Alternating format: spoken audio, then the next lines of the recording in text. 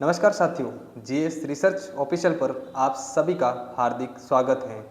भारतीय संविधान और राज्य व्यवस्था की जो क्लास हमने कल शुरू की थी, आज उसका पार्ट 2 हम करने जा रहे हैं। यानी कि हमारा जो टॉपिक था संवैधानिक विकास, उसका पार्ट 2 आज हो रहा है।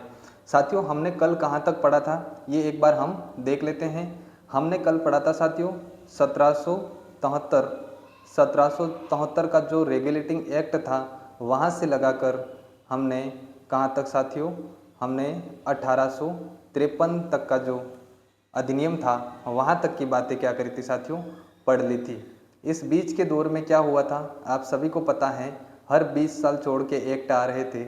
20 साल के बाद कौन सा एक्ट आया, 1993 में आया।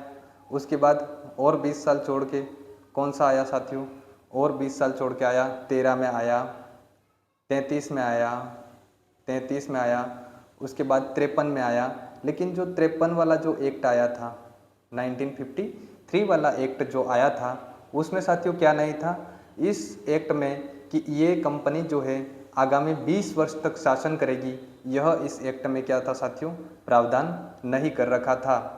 तो साथियों, इससे ये होता है कि मतलब जब कंपनी जब ब्रिटिश जो संसद थी, वो हर बार लिख के दे रही थी कि आगामी आप 20 वर्ष तक शासन करोगे, लेकिन जो 1853 का जो एक्ट था, उसमें ये बिल्कुल नहीं लिखा हुआ था कि आप आगे कब तक शासन करोगे। उसी के बाद 1857 का विद्रोह होता है और ब्रिटिश की जो संसद है वो शासन अपने हाथ में ले लेती हैं। और अपने शासन अपने हाथ में लेने के बाद क्या हुआ, यही तक हमारी कल बात हुई थी साथियों। ये बात हमने कल कर ली थी कि 1773 से लगाकर जो 1857 का विद्रोह हुआ, तब तक क्या हुआ था और तब तक ब्रिटिश ईस्ट इंडिया कंपनी ने शासन कैसे किया था, ये सारी बातें हमने कल की क्लास में कर ली हैं। अगर आप लोगों ने क्लास कल की नहीं देखी है तो देख लीजिए। आरएस और एसआई के लिए ये क्लास बहुत ही इम्पोर्टेंट हो रही है और अदर सभी एग्ज़ाम को भी ये क्लास कवर करेगी साथियों। तो आज हम क्राउन का शासन पढ़ने जा रहे हैं, जब ब्रिटिश संसद ने अपने यहाँ भारत का शासन अपने हाथ में ले लिया है। कहाँ से, ब्रिटिश ईस्ट इंडिया के कंपनी के हाथ से अपने हाथ में जब शासन ले लिया है, और हम देखने जा रहे हैं कि उसके बाद क्या होता है साथियों। देखिए, जब जब ब्रिटिश ताज या क्राउन शासन करने लग जाती हैं, ब्रिटिश ताज या क्राउन शासन करने लग जाती हैं, उसके बाद ये वाले एक्ट भारत में आते हैं। सबसे पहले 1858 का भारत शासन अधिनियम आता है। उसके बाद क्रमवार 1861 का भारत परिषद अधिनियम आएगा, 1892 का भारत परिषद अधिनियम आएगा। ऐसे ही ये एक्ट चलते जाएंगे। तो साथियों, हम इन पे डिटेल चर्चा करते हैं, जैसे हमारी परीक्षाओं में जैसे प्रश्न कैसे पूछे जाते हैं, उनको आप समझते चलिएगा। और साथियों, विशेष बात यह है कि आप साथ ही साथ कहानी के माध्यम से समझ रहे हैं कि कैसे अंग्रेज भारत में आए हैं और आगे लगातार ये शासन कर रहे हैं। जब ब्रिटिश ईस्ट इंडिया कंपनी ने शासन करने में अति कर दी, तो क्राउन यानी कि क्राउन जो ब्रिटिश की संसद थी, खुद ने शासन अपने हाथ में लिया है। और हम अब आगे पढ़ रहे हैं कि कैसे मतलब ब्रिटिश क्राउन है वो अब शासन कर रही हैं। साथियों, आप लोगों को पता है, जब 1857 का विद्रोह होता है, उसके बाद ब्रिटिश की जो क्राउन होती है, ब्रिटिश ताज वहाँ का जो राजा होता है, संसद ही वहाँ क्या होती है, सर्वोच्च होती है ब्रिटेन में। इस बात को आप ध्यान रखिएगा। इसके बाद आता है हमारे भारत में 1858 का भारत शासन अधिनियम आता है साथियों, कभी एग्जाम में पूछ लिया जाए कि इस अधिनियम को कब लागू किया गया, तो इसको 1 नवंबर 1858 को क्या किया गया था साथियों, लागू किया गया था। यार डेट याद रखिए, कई बार एग्जाम में पूछी गई है। 1 नवंबर 1858 को क्या किया गया था, 1858 का जो भारत शासन अधिनियम था उसको लागू किया गया था। इसके बाद साथियों, जब ये अधिनियम आता है तो इसे क्या कहा जाता है, इस अधिनियम को एक और नाम से जाना जाता है। इसके पीछे आप लॉजिक समझिए कि इसको ऐसा क्यों कहा जाता है। इसे क्या कहा जाता है, इलाहाबाद का घोषणा पत्र कहा जाता है।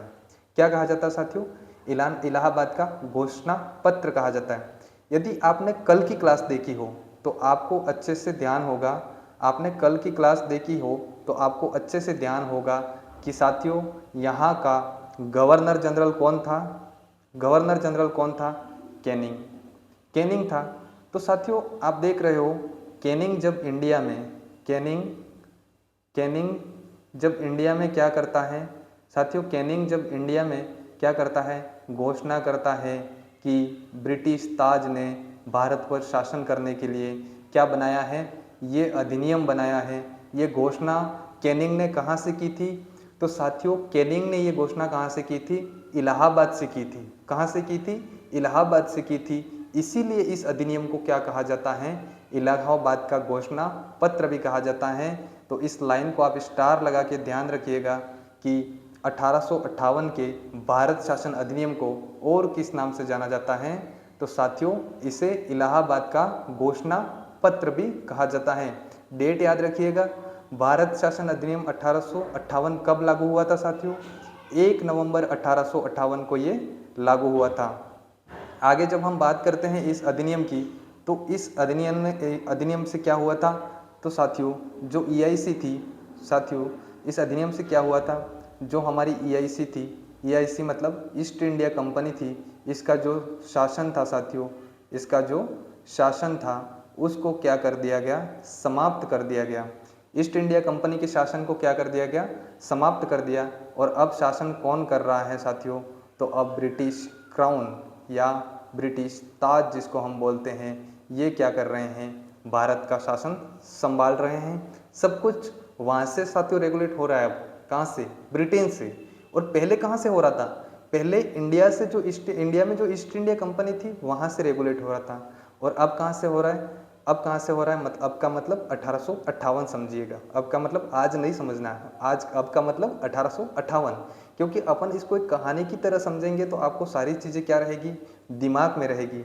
साथियों और समझिए, ईस्ट इंडिया कंपनी का शासन क्या हो गया है? समाप्त हो गया है। और क्राउन या ब्रिटिश ताज का शासन क्या हो गया है? शुरू हो गया है। तो साथियों हमने क्या देखा? हमने देखा 1 नवंबर को 1 नवंबर 1858 को ये क्या होता है? एक्ट लागू होता है। क्वेश्चन नंबर 1 इसको ध्यान रखिए, नोट कर लीजिए कॉपी में। इसके बाद हमने क्या देखा? इसे इलाहाबाद का घोषणा पत्र भी कहा जाता है। क्या कहा जाता है? इलाहाबाद का घोषणा पत्र कहा जाता है। क्यों कहा जाता है मैंने आपको बता दिया। जो कैनिंग था उस समय का जो गवर्नर जनरल था कैनिंग, उस कैनिंग ने इलाहाबाद में रह के क्या की थी? भारत शासन अधिनियम की घोषणा की थी कि आज से भारत का जो शासन है वो ब्रिटिश ताज के अधीन हो गया है और ईस्ट इंडिया कंपनी के हाथ से यहाँ का शासन छीन कर ब्रिटिश ताज या ब्रिटिश क्राउन ने अपने हाथ में ले लिया है। ऐसे शब्द वो कहाँ रह के बोल रहा था? इलाहाबाद की धरती पे रह के बोल रहा था। इसीलिए इस अधिनियम को क्या कहा जाता है साथियों? इलाहाबाद का घोषणा पत्र कहा जाता है।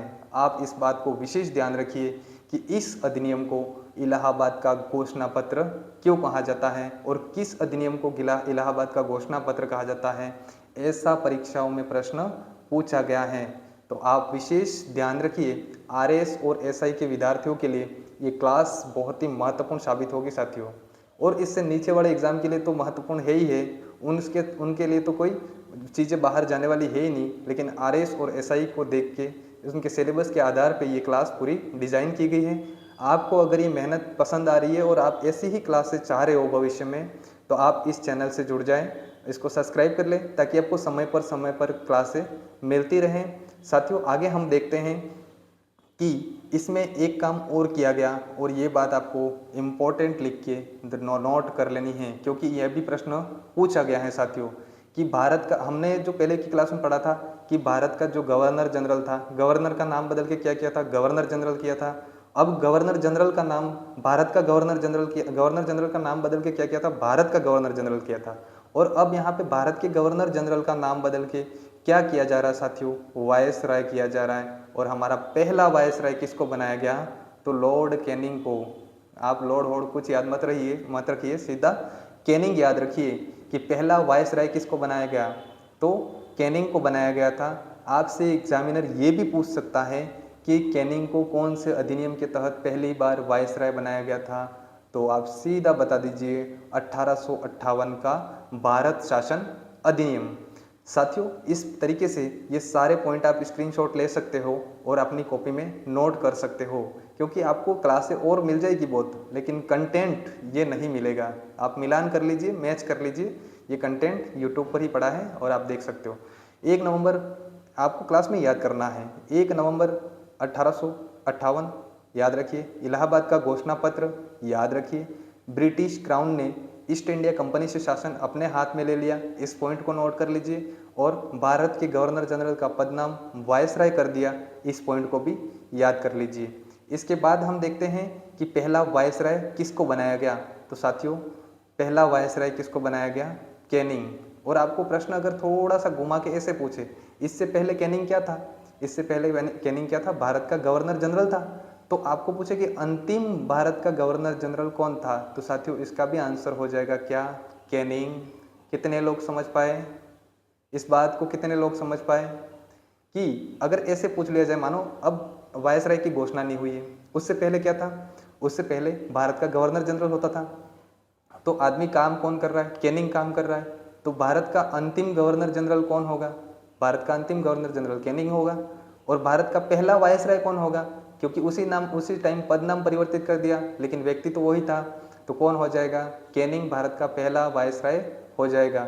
इस प्रकार ये एक्ट बहुत इंपॉर्टेंट है, इसको नोट करते चलिएगा। इतनी इंपॉर्टेंट चीज़ें आपको नहीं मिलेगी साथियों। इसके बाद में हमने ये इसी वाला देखा। उसके बाद हम इसी अधिनियम को कंटिन्यू देख रहे हैं। इस अधिनियम द्वारा पहली बार क्या किया गया साथियों? भारत सचिव या भारत मंत्री नामक पद सृजित किया। साथियों, इस एक्ट में पहली बार एक नया पद आता है। क्या आता है? नया पद आता है। और उस पद का नाम क्या था? भारत सचिव या भारत मंत्री नामक पद सृजित इन्होंने कर दिया। और आपको कभी पूछ ले परीक्षा में, अभी तक पूछा तो नहीं गया है कि भारत का पहला भारत सचिव कौन था। साथियों, याद रखिएगा कौन था? Lord Edward Stanley. ये व्यक्ति कौन था? भारत का पहला भारत सचिव था साथियों। क्या था? भारत का पहला भारत सचिव था। और ये सारे कौन से एक्ट की बात कर रहे हैं अपन? 1858 के एक्ट की बात कर रहे हैं। इस चीज़ को भी आप नोट कर लीजिए, क्योंकि ये चीज़ें सारी आपको लिख के रट के याद करनी है। तो ज़्यादा यहाँ पर टाइम वेस्ट करने से मतलब है नहीं। अपने पास टाइम लेने के लिए आगे प्रस्तावना, मूल अधिकार, अच्छी अच्छी चीज़ें हैं जिन पे अपने को बहुत डिटेल्ड क्लास लेनी है साथियों। इसके बाद भारत शासन अधिनियम जो है उसको क्या कहा जाता है? उसको act of better government of India के नाम से भी जाना जाता है। क्योंकि ऐसा क्यों कहा जाता है साथियों? ऐसा क्यों कहा जाता है इस एक्ट को? इस एक्ट को ऐसा इसलिए कहा जाता है कि इसमें कुछ भारतीयों के लिए थोड़ी बहुत अच्छी बातें की गई थी, इसलिए इसको क्या कहते हैं? Act of better government of India के नाम से। क्योंकि भारत सचिव या भारत मंत्री के नाम से पद भी इसमें सृजित किया। तो इन सब कारणों से इस एक्ट को क्या कहते हैं? Act of better government of India कहते हैं। इस बात को भी आप ध्यान रखिए। Act of better government of India act किस एक्ट को कहा जाता है? तो 1858 के भारत शासन अधिनियम को क्या कहा जाता है साथियों?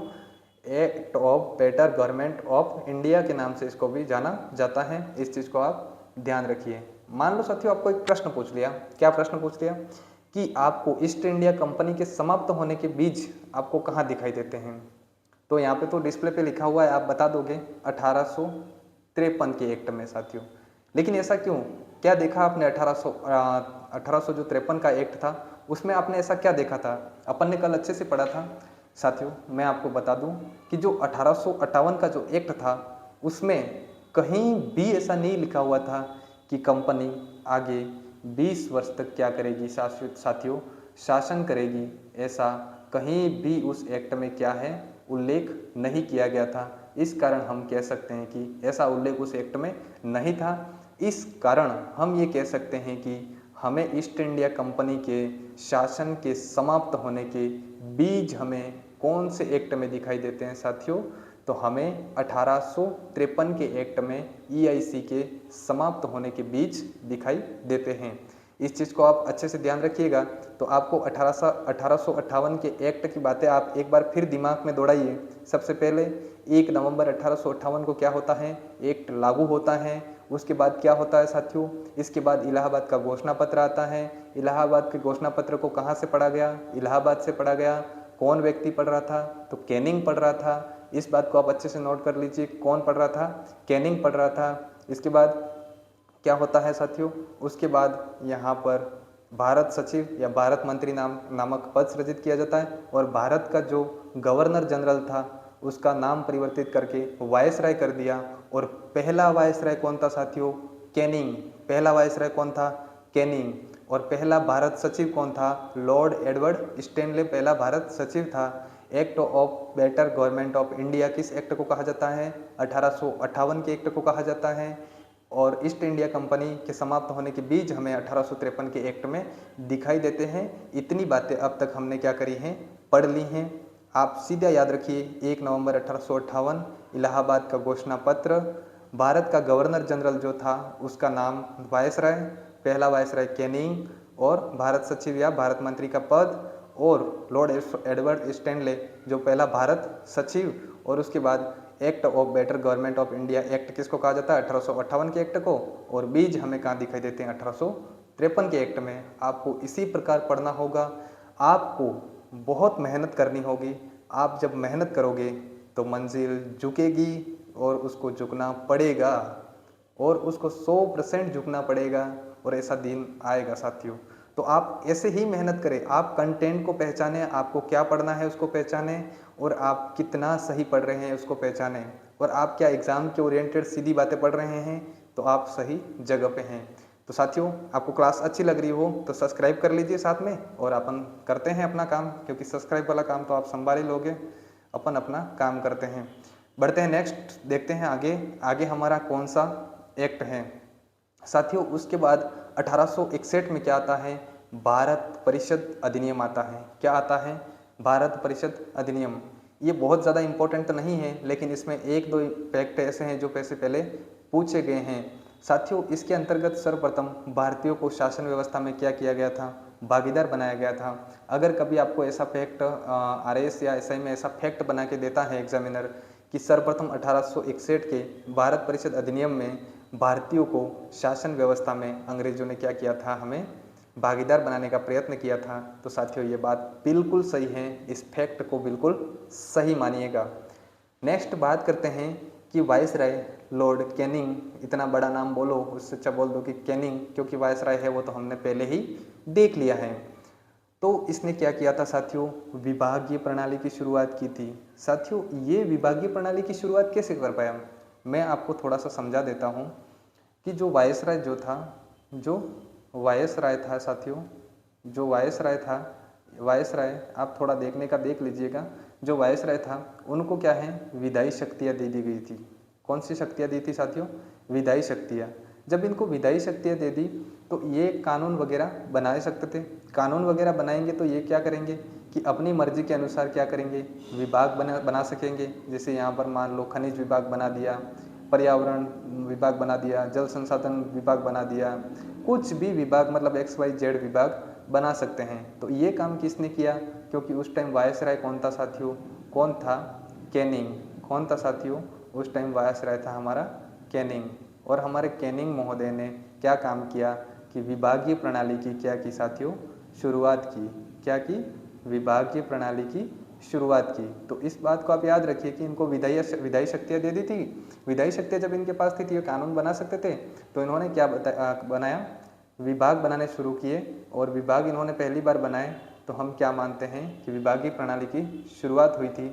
और गजब इंटरेस्टिंग बात आप और सुनिएगा साथियों, क्या कि ये विभागीय प्रणाली की शुरुआत किसने की थी भारत में, तो लॉर्ड कैनिंग ने की थी। आप इस बात को नोट कर लीजिए। और ये प्रश्न किस में पूछा गया है साथियों, यूपी पीसीएस में पूछा गया है। किस में पूछा गया है, यूपी साथियों, सॉरी यूपी पीसीएस में नहीं, ये आईएएस में पूछा गया है क्वेश्चन है। किस में पूछा गया है, आईएएस में। और कब पूछा गया है आप चाहोगे तो बता दूं कब पूछा गया है, 2002 में आईएएस में पूछा गया प्रश्न है कि भारत में विभागीय प्रणाली की शुरुआत कब की थी, कब हुई थी। तो साथियों कैनिंग के समय हुई थी विभागीय प्रणाली की शुरुआत। और एग्जामिनर ने सीधा ये प्रश्न पूछा था कि भारत में जो विभागीय प्रणाली है उसकी शुरुआत किसने की थी, तो लॉर्ड कैनिंग ने की थी। जब किसी एग्जाम में प्रश्न यूपीएससी ने पूछ रखा है तो आप लोगों के लिए क्या हो जाता है, इम्पोर्टेंट। इसके बाद ये वाला जो क्वेश्चन है वो यूपी पीसीएस में पूछा गया है साथियों। किस में पूछा गया है, यूपी पीसीएस में पूछा गया है कि गवर्नर जनरल जो था उसी को संकटकालीन दशा में विधान परिषद की अनुमति के बगैर ऑर्डिनेंस जारी करने की शक्ति? क्या? अध्यादेश जारी करने की शक्ति। साथियों, कितने लोग हैं जो अध्यादेश क्या होता है उसके बारे में नहीं जानते हैं? कितने लोग हैं? तो अब मैं आपको बता दूं, ऑर्डिनेंस क्या होता है। जब हमारी संसद या हमारी विधानसभा, विधानमंडल काम नहीं कर रही हो, यानी कि वो सत्र में नहीं हो या किसी कारणवश वो काम नहीं कर रही है अगर, तो ऐसे टाइम में जब कानून की आवश्यकता पड़ती है तो राज्यपाल या राष्ट्रपति क्या कर सकते हैं साथियों? ऑर्डिनेंस जारी कर सकते हैं। अनुच्छेद 123 और 213 अभी जो भारतीय संविधान है उसमें उसका प्रावधान कर रखा है। जब आगे की क्लास में चलेंगे तो हम ऑर्डिनेंस को पूरा खुल के समझेंगे कि क्या होता है ऑर्डिनेंस, कब तक वो लागू रहता है, कब खत्म हो जाता है, सारी चीज़ें। लेकिन यहाँ पर इतनी बात याद रखिएगा कि गवर्नर जनरल को बिना विधान परिषद की अनुमति के बिना मतलब ऑर्डिनेंस जारी करने की क्या दी गई? शक्ति या पावर दिया गया था। तो साथियों, ये प्रश्न यूपीपीसीएस में पूछा गया था कि ये कौन से अधिनियम में हुआ था?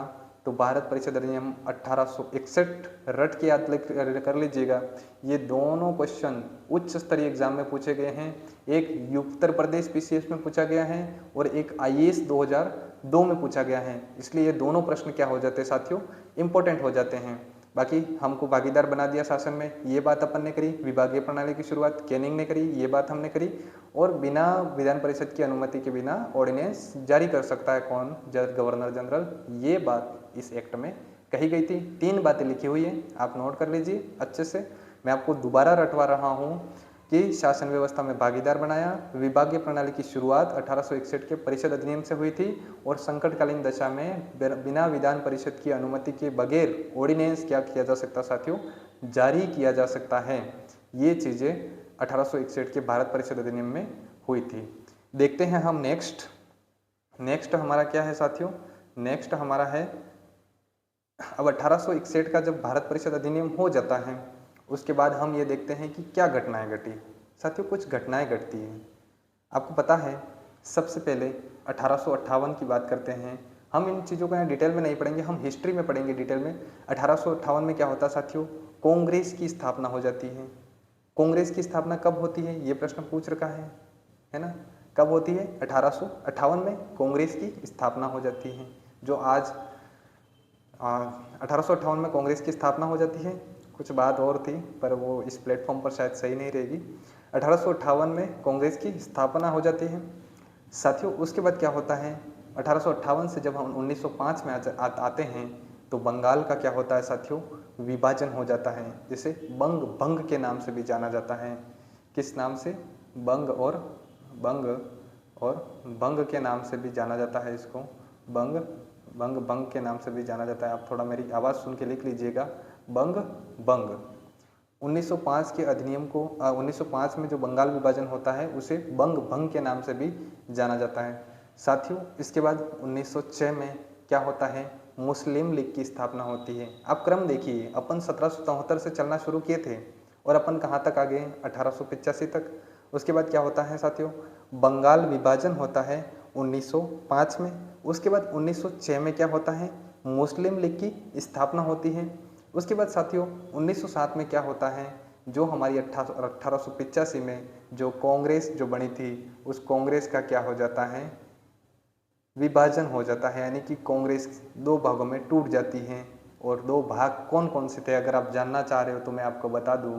गरम दल, एक था हमारा गरम दल, एक था हमारा गरम दल और एक था हमारा नरम दल।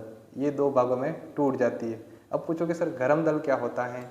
गरम दल में वो नेता जो थोड़े उग्रवादी थे वो, और नरम दल में वो थोड़े शांतिवादी थे वो। तो इस प्रकार से 2 पार्टों में कांग्रेस 1907 में इसको सूरत अधिवेशन में हुआ था, इसलिए इसको सूरत फुट भी कहा जाता है साथियों। क्या कहा जाता है? सूरत फुट भी कहा जाता है। इस बात को आप याद रखिएगा। अब हम 1907 तक आ गए साथियों। 1907 तक हम पहुंच गए हैं।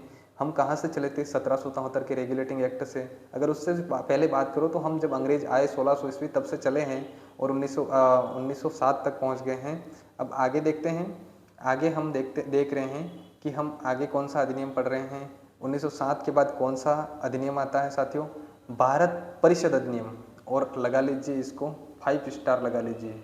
आपको 3 अधिनियम बहुत अच्छे से पढ़ने हैं, उसमें से मैं 5 स्टार एक इसको लगा रहा हूँ, आप ध्यान रखिएगा। भारत परिषद अधिनियम। साथियों, इसको और किस नाम से जाना जाता है? अगर आपसे क्वेश्चन ये पूछा जाता है कि भारत परिषद अधिनियम को और किस नाम से जाना जाता है, तो आप इसका नाम बता दीजिएगा। मार्ले मिंटो अधिनियम के नाम से इसे जाना जाता है। साथियों, आप लोगों को मैं बता देता हूँ कि मार्ले और मिंटो इसका नाम कैसे पड़ा। मार्ले, एक नाम है इसका मार्ले और मिंटो।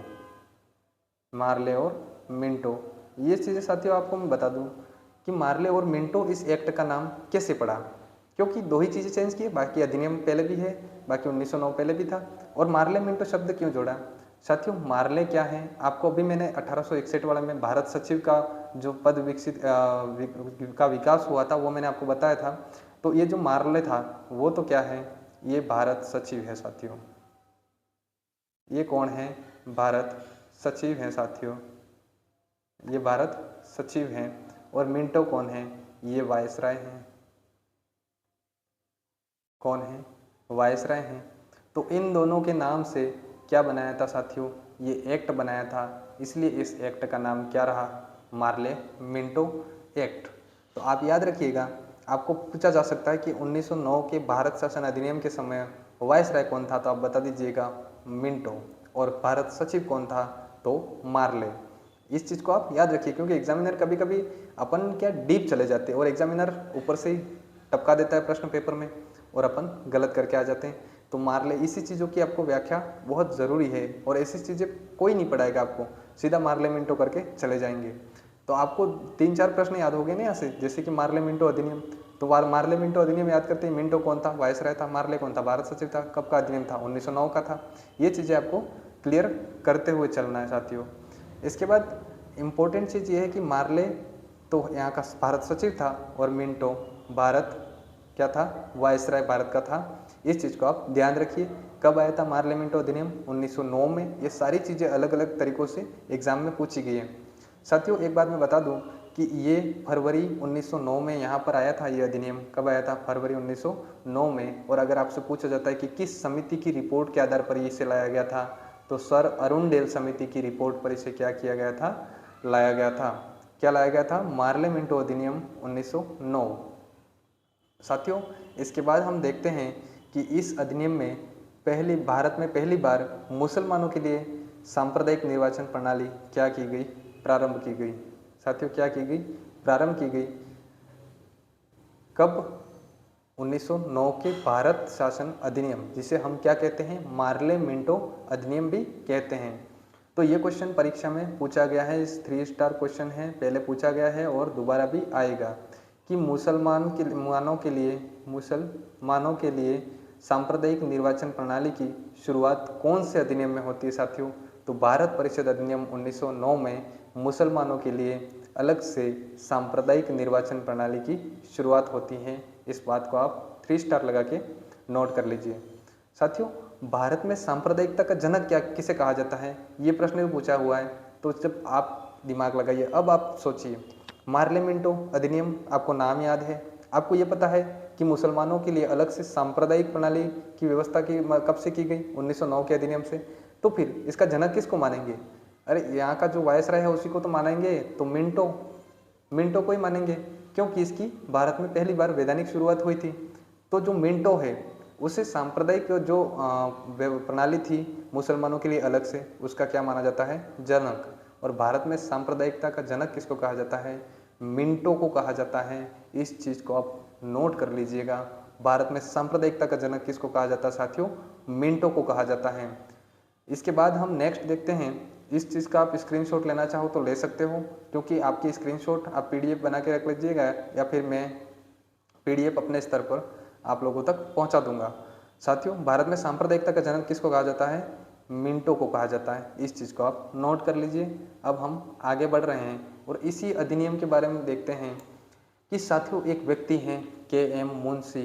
कौन बताएगा कि के.एम. मुंशी का पूरा नाम क्या है? तब तक मैं इसको समझा देता हूँ, आप लोग कमेंट बॉक्स में बताएं कि के.एम. मुंशी का पूरा नाम क्या है। साथियों, इस अधिनियम के बारे में के.एम. मुंशी ने क्या कहा कि इस अधिनियम ने भारत में उभरते हुए लोकतंत्र की हत्या कर दी। साथियों ऐसा क्यों कहा? ऐसा इसलिए कहा क्योंकि लोकतंत्र में ऐसा कुछ नहीं होता है कि संप्रदाय के आधार पर अलग अलग निर्वाचन प्रणाली होगी। तो इसलिए केएम मुंशी ने कहा कि संप्रदाय के आधार पर जब लोगों को बांट दिया गया तो फिर उभरता हुआ जो हमारा लोकतंत्र था उसकी क्या कर दी, इस अधिनियम ने उभरते हुए लोकतंत्र की हत्या कर दी। अगर ऐसा स्टेटमेंट आपसे लिख के पूछा जाता है एग्जाम में तो आप कर दीजिएगा केएम मुंशी ने किस अधिनियम के बारे में कहा था ऐसा। 1909 का जो भारत शासन अधिनियम था उसके बारे में क्या कहा था कि उभरते हुए लोकतंत्र की इस एक्ट ने क्या कर दी साथियों, हत्या कर दी। मुसलमानों के लिए पृथक मताधिकार और पृथक निर्वाचन क्षेत्र की व्यवस्था को देखते हुए एक व्यक्ति और एक बात कहता है जिसका नाम है लॉर्ड मॉर्ले, और किसको कहता है वो, लॉर्ड मिंटो को कहता है। और क्या कहता है, मिंटो से कहता है, साफ शब्दों में कहता है कि हम नाग के दांत बो रहे हैं और इसका फल क्या होगा, भीषण होगा। यानी कि नाग का मतलब साथियों हम सांप के बीज बो रहे, सांप के दांत के बीज बो रहे हैं। यहाँ पे बीज शब्द आया नहीं है, लिखा हम नाग के दांतों को बो रहे हैं। साथियों सही है, हम नाग के दांतों को बो रहे हैं ऐसा लिखा हुआ है। तो उन्होंने कहा कि हम नाग के दांतों के बीज बो रहे हैं। क्या वास्तविक लाइन ये है एग्जैक्ट कि हम नाग के दांतों के बीज बो रहे हैं और इसका फल है वो क्या होगा साथियों, भीषण होगा। ऐसा किसने कहा, लॉर्ड मॉर्ले ने कहा। और लिखित रूप में कहा, किसको कहा, मिंटो को कहा।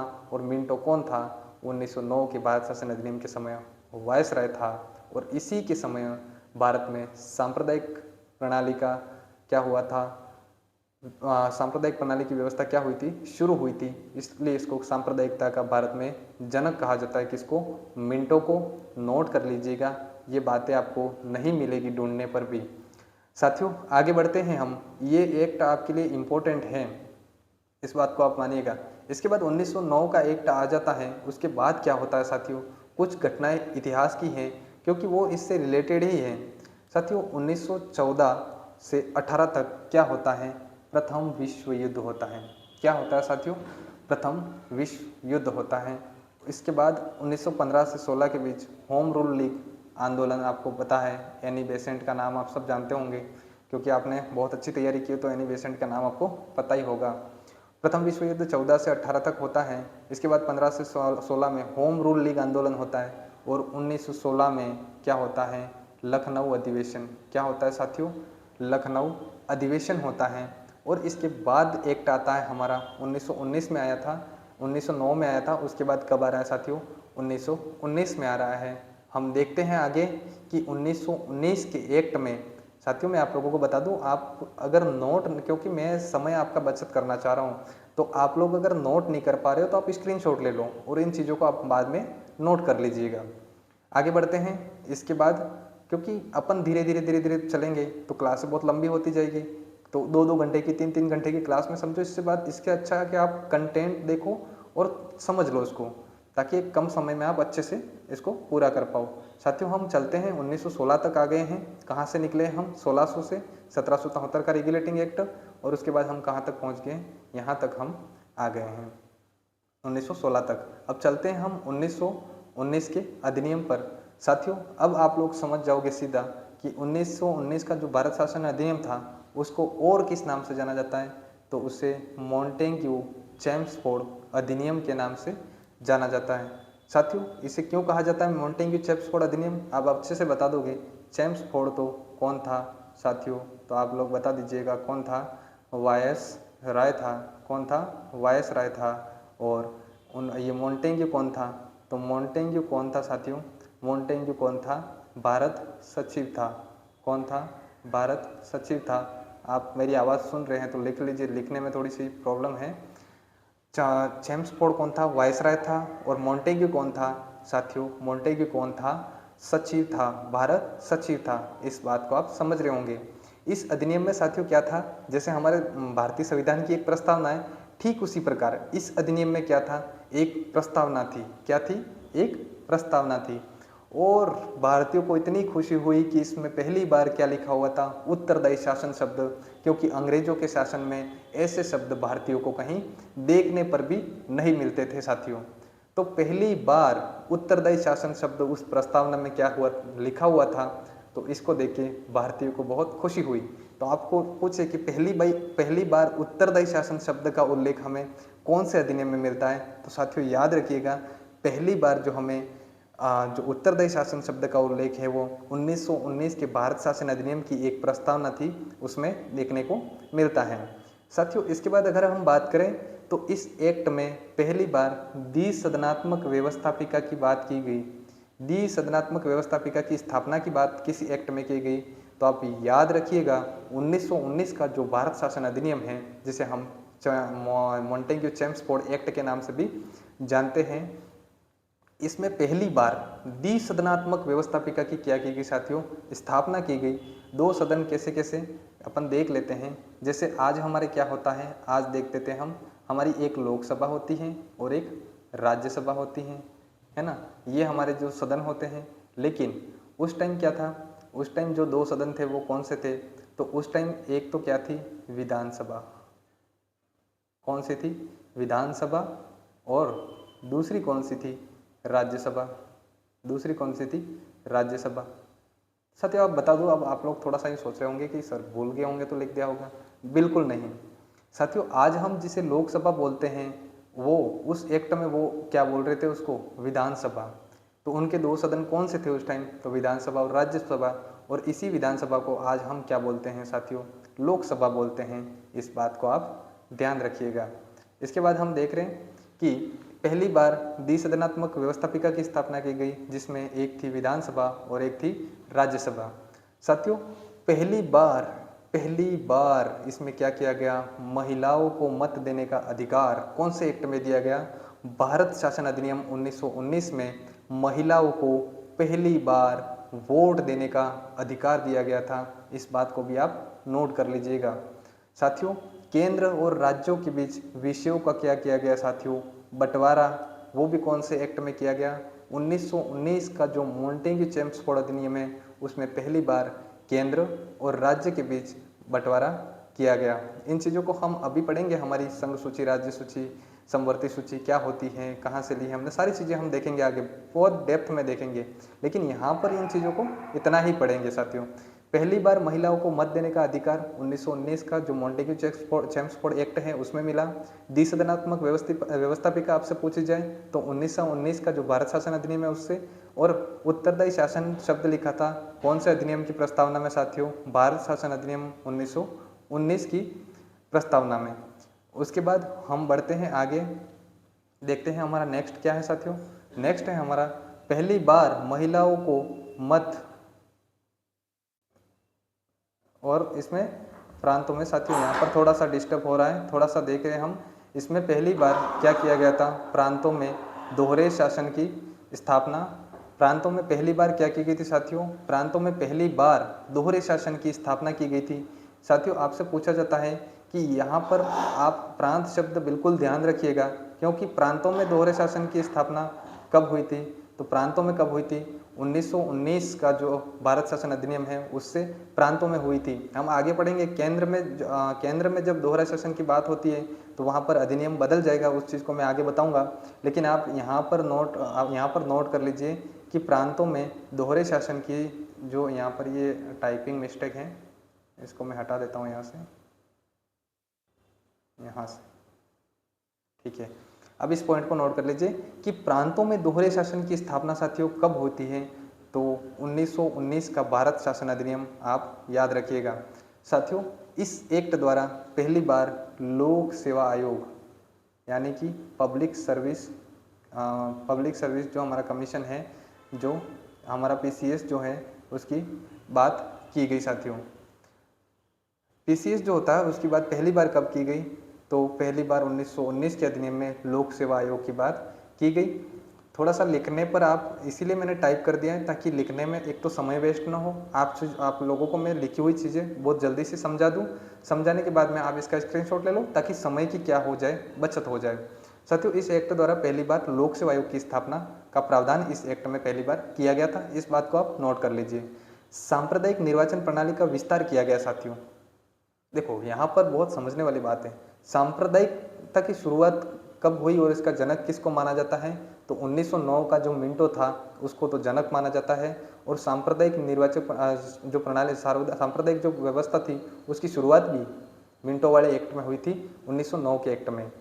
साथियों, लेकिन इस सांप्रदायिक निर्वाचन प्रणाली का विस्तार मतलब सिखों के लिए अलग, आंग्ल भारतीय के लिए अलग, यूरोपियन के लिए अलग और भारतीय ईसाई जो हैं उनके लिए अलग निर्वाचन प्रणाली कौन से एक्ट में हुई? 1919 के अधिनियम में। इसलिए हम कहते हैं कि सांप्रदायिक जो निर्वाचन प्रणाली थी उसका 1919 के अधिनियम में क्या होता है साथियों? विस्तार हो जाता है।